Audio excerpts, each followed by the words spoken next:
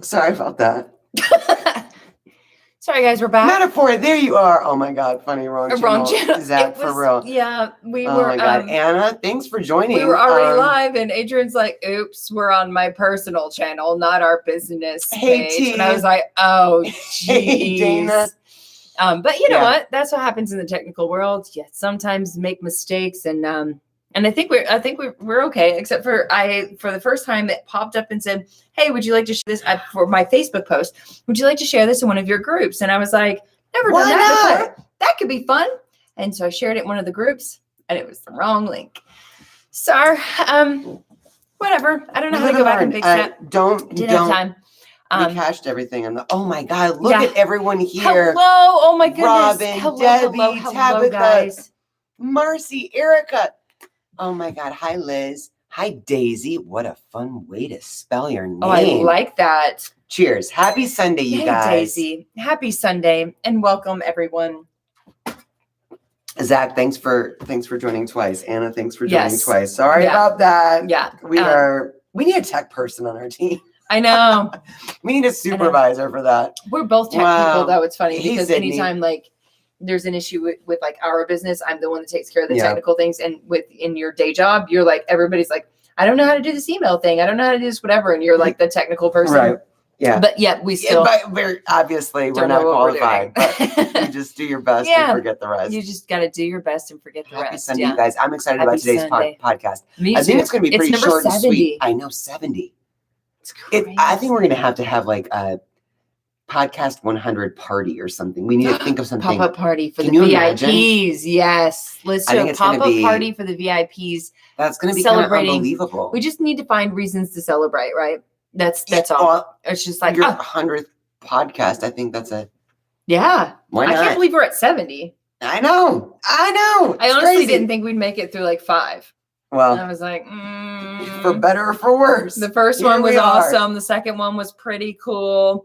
Then we started going downhill. Then we took a break for a couple months because we were like, this sucks. And then we came back. Sitting in our closet, talking to ourselves. Yeah. Whatever. And then we decided we'd go live because it doesn't feel like we're talking to ourselves. And we don't really have conversation. Well, to be honest, we don't really have conversation. We did last night. We ended up staying up way too late. We had some great conversation last night. I wanted to be in bed at 7. She was like 8:30, and I was like, no, 7. Well, the plan was to feed the go. cats at 7 and be in bed by 8. And that didn't happen. It was 11 o'clock before we got to bed. But that's what good conversation gets you. I mean, I'll stay up for that. Flies by. It flies good by. Conversation. Yeah. So what do you say? Let's start the podcast? Let's do a podcast, guys. Today y'all. We're going to be talking, if you didn't see, today we're going to be talking about when to call your vet. Yes. And it's a hot topic for us right now. In fact, we just filmed a cat tip. Apparent. Yeah, we just filmed a cat tip on it this week because it's so important. In our world, it's very important for people to understand. So here we go. Let's do it. You check the sound? Yeah, I did. Okay. Welcome to episode number 0070. Back in the closet with the 2 crazy cat ladies. Everything's working? I think everything's working. Okay. I think everything's working. Good.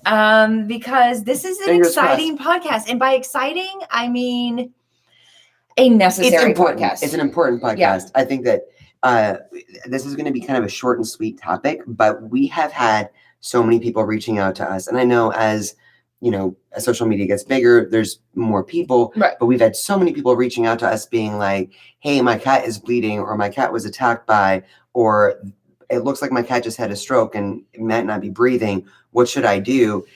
There are some very basic things that we need to understand. If you do nothing else today, Google my nearest emergency vet and put that address, phone number, all that jazz on your refrigerator, as in days of yore. Or in your save phone. It in notes, do whatever. Yeah. Because that is something that all of us need to have on hand, because it's literally breaking our hearts when we are all of us, all 4 of us, our team, we're just devastated when we get these messages. They're usually DMs online, which we're not getting, we're not checking at like literally every second of every day, and it's 6 hours later or 24 hours later, and we see a message that's my this-year-old cat just walked in, fell over, is whining and crying, can't stand up. What should I do? Seems like he's really in pain. What should I do? And it's like, this is a trip. Why are you contacting us like that? Like you really need to call your vet. Right. Like these are go to the vet. There are a lot of situations where I definitely recommend some extra observation, right? I'm a big advocate of keeping an eye on how much our cat is eating. We want to pay attention to making sure that they're eating. We want to pay attention to their litter box habits. We want to pay attention to any sudden changes in their behavior. Sometimes, when Pooh Bear finds a new place to lay, I'm like, is he feeling okay? Is that just because he wants to is that his new sun spot? We're not saying rush to the vet every time your cat sneezes. We're not saying rush to the vet. Stool, then keep an eye give on it 24 hours and see what his next bowel movement looks like. Yeah. You don't have to panic every time, but when there are very acute issues, a sudden change, if there is diarrhea, if there's blood in the stool, if there is very excessive sudden vomiting, these are things where it's like, okay. Well, I wouldn't even say that diarrhea is always. We've seen diarrhea and we're like, somebody has diarrhea, and then the next day there's no more, and it was just something that they ate. What I'm saying about observation. They got the shits. Right. Okay. That's observation. So some things, yes, absolutely. Reach out to somebody who knows more about cats maybe than you do. Maybe reach out to somebody pay attention. Another reason that we want to really pay attention to our cats, the other day Zorro sneezed.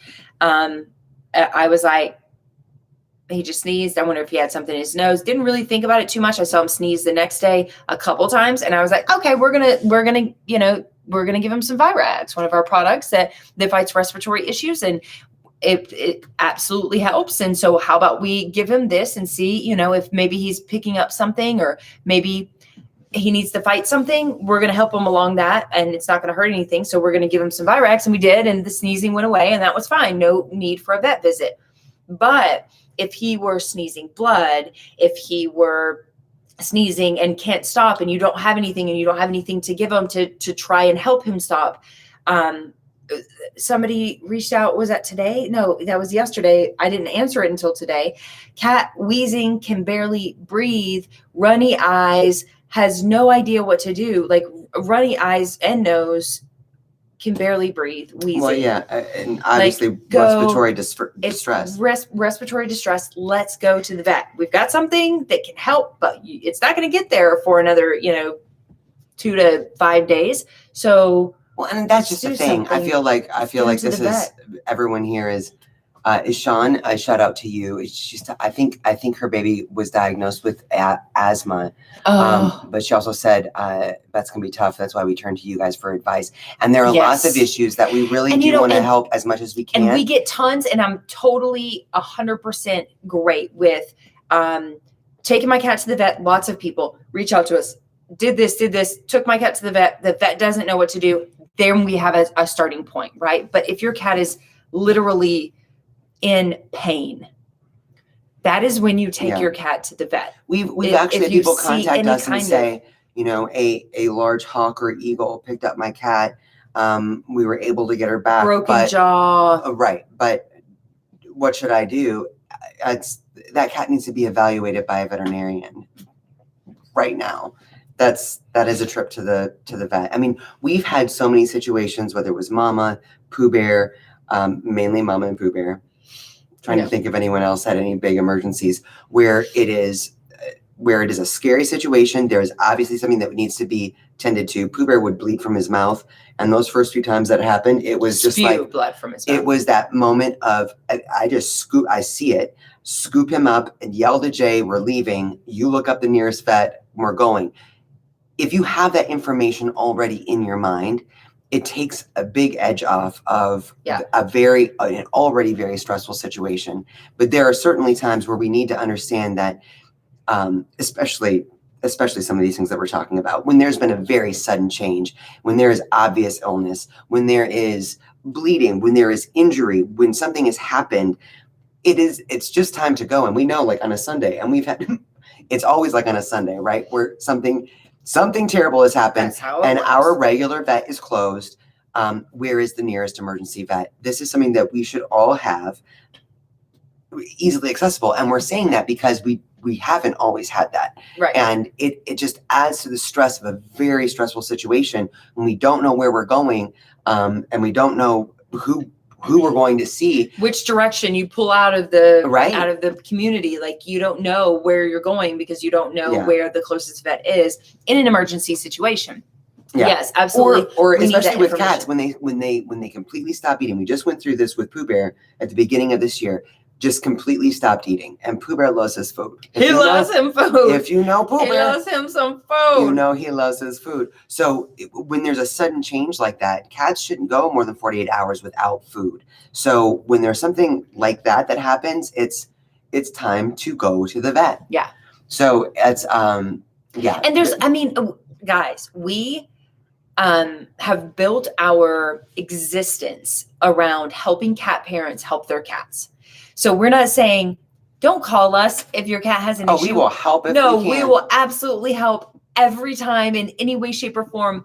But in some of these situations, especially this week, for whatever reason, we're getting so many heartbreaking to us that it's like, call your vet, please call your vet. Like there's that, like, that's number one. There's, a ton of things we could be like, okay, well, your cat may have an upper respiratory infection. They may have asthma. Here are some articles on upper respiratory infections and asthma. But if your cat can't breathe, go to the vet. You have to get them medically evaluated. Well, and I think with our cats, there's so many, cats are so resilient. They're so independent. They're so stoic.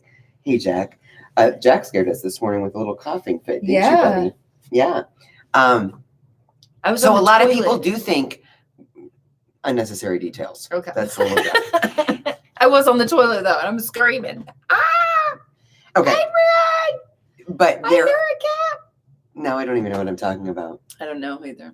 All I'm saying is there are certain situations, and it's very distressful to us, especially when there's obvious injury or there is something very traumatic happening with a cat that there perhaps is no direction until we're able to reply and say, call an emergency vet, that cat is suffering from something. So it's just a reminder.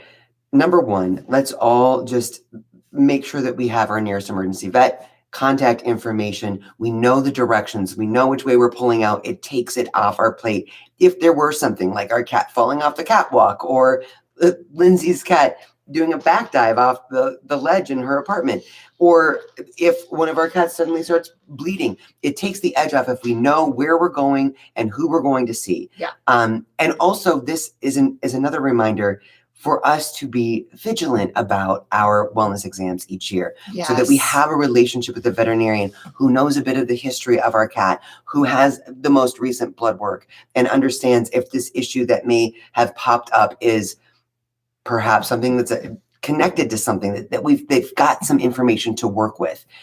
Wellness exams are so important. Regular blood work is so important, especially as our cats age. And this is just such a reminder that, and we've done this, we've gone, 6 years without taking any of our cats to the vet. And then we wonder why we find a tooth in the sheets. This is a big learning experience for us. And it's devastating to realize that our cats Jack is if you guys hear that, Jack in the litter box. But it's devastating to us to realize that we may have missed something that was causing them pain or suffering because we weren't being vigilant about their annual wellness exams and that we didn't know what to do in an emergency. Yeah. And rant. No, but I mean, there was that one case. This was a few weeks ago. I might have talked about this on a prior podcast, but the 13-year-old that reached out because her cat, without sharing too much information, but her stepdad gave her cat a human drug that was, I guess she looked it up and she knew it was supposed to be a painkiller, but was highly toxic to cats. And luckily, I was sitting at my computer. It was towards the end of the day, which I'm usually not, or at the end of the day after hours, which I'm usually not sitting at my computer, but I get this email at the same time. So I was able to immediately respond to the email. She had DM'd us on TikTok. She had DM'd us on Instagram, but I got it on email, because she also emailed us because she was so desperate. I can't drive. I'm 13. Yeah. I don't know what to do. My The stepdad cat is gave my not- cat, you know, and it was like, oh my God. And I was immediately like, let me look up the instructions for inducing vomiting in cats. And let me please ask you to call your nearest vet and ask them what they can do. And I don't know which or both or what all that, what they did, but she was very grateful and her cat is alive. And she's like, you guys saved my cat's life. I don't know what happened after that, but we are not able to always get to things immediately. In fact, it's rare that we get to an email, a DM, anything immediately, a text, anything immediately. We have our times that we go back and check things. Yeah. And it's not just us, other people too, anybody else online. You can message them and they probably won't get back to you for 4 or 5 days or ever. You know, like it's hard to reach people online for the most part. So if there's an emergency and you see that your cat is in pain in any way, shape, or form, let's not, unless it's so like, okay, I think my cat's in pain, but I'm not quite sure. So I'm going to do some Google searching and figure out A, B, and C. Cool. Or my cat's been sneezing quite a bit lately. Let me see if there's anything online that I can get for him. But it's clearly eating, drinking, pooping, peeing, everything's fine. But we need a little something cool. Absolutely. Google is our friend in many ways. But when it comes to an emergency situation where you're like, your cat's not breathing, your cat's bleeding, your cat is in pain, your cat is having a seizure like thing, something call the vet. Call the vet. Happened. I want to share a comment real quick here on YouTube that was just shared. V said sometimes emergency vets will have funding to provide transport if it's not financially viable for you. Our animal ER here in PDX, I don't know where that is, paid for my lifts to and from one time. That's extraordinary. Wow. Another reason why it's really important for us to be proactive about finding out what resources are available in an emergency. Portland, Oregon. Thank you, V. That's beautiful, because I think that in that moment of heightened panic where we're worried about something, we don't know how serious it is. And that's what I was going to say earlier. Cats are so stoic. They're independent. Yeah. So many people are like, it's a wild animal. They'll be fine. A lot of people have that attitude about cats. It's wise to take some time and think about what you would do in an emergency. And unfortunately, sometimes those pop up. We've been there more times than we would like. But if we already know where we're going, who we're going to see, we know the directions, we know the number, we can just call if we want to. That will really lessen that anxiety. And our cat, who is already in a troubled situation for whatever reason, or an emergency, is not going to be getting all of our extra panic on top of it. Mm-hmm. It's going to be a very simple, okay, this definitely qualifies as something that needs immediate attention. And I would recommend calling. I would recommend calling in advance. I've got a cat that's spewing blood from his mouth.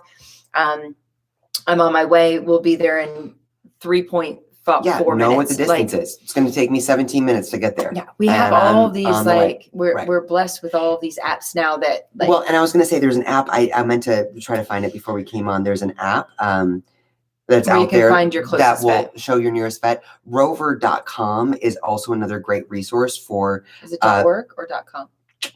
It might be .org. Just look up Rover. Incredible resource, not just for pets, but for their people as well.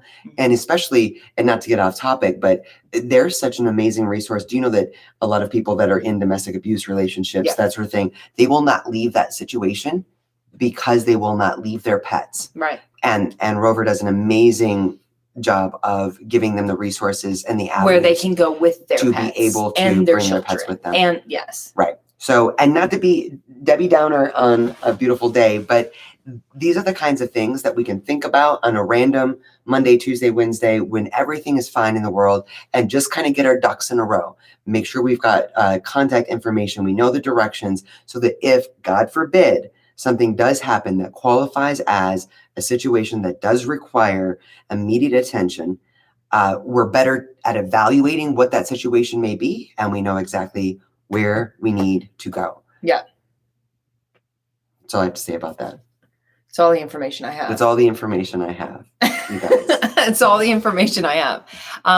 So guys, I guess that's going to wrap up this very short. Becky said you can get a lot of free phone help from the vet just to determine if it is an emergency. Yeah. SPCA vets. Exactly. That's why you'll see this week in our cat tip where we say call a vet, call a vet, because sometimes it is like I'm not sure if this is an emergency or not, but I would really like some professional advice. And if you want an immediate response, you can call your vet. And you can have somebody answer and be like, do I need to take my cat in? They have a little bit of blood in their stool. And make it something simple for you as well. Put that number in your favorites in your phone. So it's not like Googling and then trying to dial, or is this the one that I was supposed to be calling? You already know who the nearest vet is. Ideally, you're going to be able to call. Ideally, you're going to be able to call your own vet during their regular office hours. Yeah. But have that number in your favorites, and also have your nearest emergency veterinarian clinic in your favorites as well, so that it's not something that you have to think about, stress about, lose time over in those moments. Right. And it's just very important. And please understand, we're saying this from experience, because our Pooh Bear went through an entire extra visit on the day that he was bleeding from his mouth, because I just scooped him up. I told Jay to Google the nearest one. And I looked closest rolled out vet open, and it was a Banfield in a Petco in the PetSmart office. And that's where we went, and they were like, "Oh no, we can't help you." Yeah, they were basically like, "You need to go to the other, like the emergency vet, not that's just the one that's open away right now." And go there, because so that we brought him there. We brought him to the one place, and then they were like, and he had stopped bleeding at the time, so it was like. They were like, oh, well, he could have a whatever. Just keep an eye on him. Set a visit with your vet for tomorrow. Do a follow up. And then at that moment, he starts spewing again, and there's blood all over their bench. He filled up the bench, and he was like, "You have to go." He was like, "Go to the emergency vet. Here's the address. Here's the whatever. We can't deal with this." So we went to the emergency vet, and that's when we learned that we need to have this information prior. That we're not going to go to the wrong vet. That's just going to, we paid whatever money, and they were like, "Sorry, can't do anything. Go to the emergency vet." Right. Like, let's close out and go somewhere that can But there was a help waste of time that we could have been at the emergency vet. And Pooh Bear was already in distress, and I feel like, wow, we there was like 40 minutes that we wasted. And Marcy mentioned here on YouTube, she said, speaking from experience as well, emergencies always happen outside of regular business hours. Right. Yeah. That was something that way it goes. Was a hard lesson for us to learn. Thank God Pooh Bear was okay. Yeah. But it was a very traumatic time for all of us. Yeah.